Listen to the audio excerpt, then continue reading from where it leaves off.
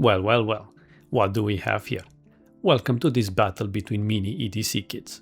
In the previous episodes, I have covered the famous Wera Tool-Check Plus One alongside all of its variants, with a surprisingly new champion to the throne, the Wiha ProBuddy Evo. Now let's have a look in the blue corner, a kit from the mighty Hazet or Hazet, which is fully made in Germany.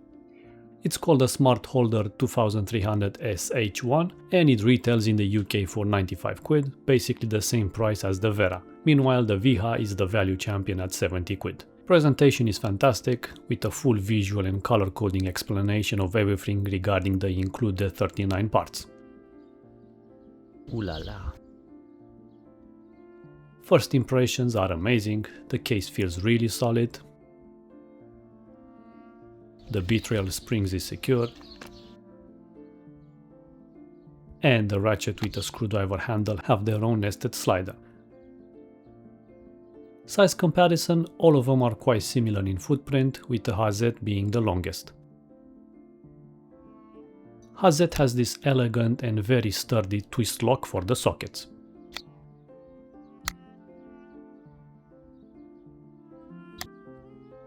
Unfortunately, no color coding is present like in the Wera, and curiously Hazet only offers 6 sockets instead of the 7 on the Wera and Wiha. It's identical to the Wera, just the size 6 is missing, whereas the Wiha offers an 11 instead of a 12 size socket.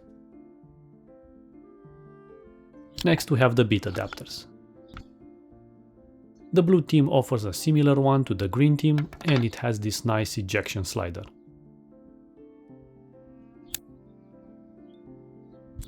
It's fairly secure, so no complaints there. Plus the retention clip on the case is superior to the one found on Wera, where in time they are prone of sliding off due to wear. Now onto the betrayal. The Wera has the flimsiest one, whereas the Wiha is way more secure and is on par with the Hazet. But the blue team wins here since it automatically spreads the twin rails and it over-delivers with longer format bits. They are also color-coded like the Wera, and the bit retention is the strongest across the board, so we have a clear winner here.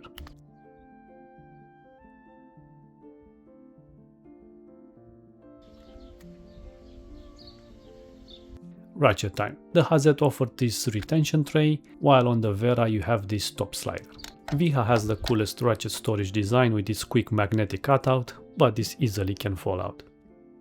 So the Wiha has a 72 teeth internal ratchet profile, whereas the others have 60, but unfortunately the red team selector is way too big and thus it's too easy to touch it by mistake when wrenching.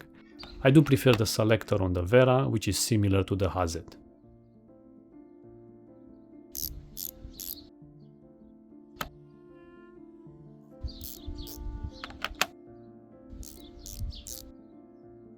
As a side note, if you want one of the best quarter-inch ratchets out there, then the Hazet 863HP is the one to get, which you can find in these kits or separately.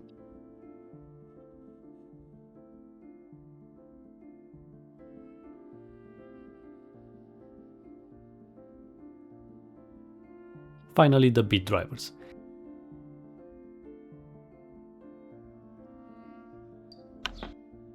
There is no competition here since the Wiha offers a full-sized handle, since the Hazet is similar to the Wera one. I do like the rubber part on the blue team, which feels really good. Well then, we can nitpick all we want these kits, since it's virtually impossible to satisfy everybody's needs in one compact offering, because there is always a compromise. The Hazet is a superior kit overall in fit and finish, above both I would say, so the price is kinda justified. Now since Wiha to me offers a better overall value and tooling selection than the Wera, as we saw in the previous video, the question now becomes how does the Hazet fare to the Wiha.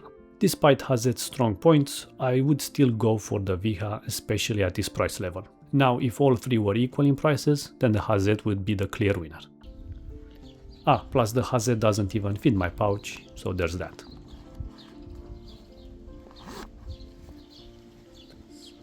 Regardless of my pouch system, let me know which one is your favorite, and I'll see you in the next video where I'm updating my tool pouch with a full alternative to these kits. Thank you for watching.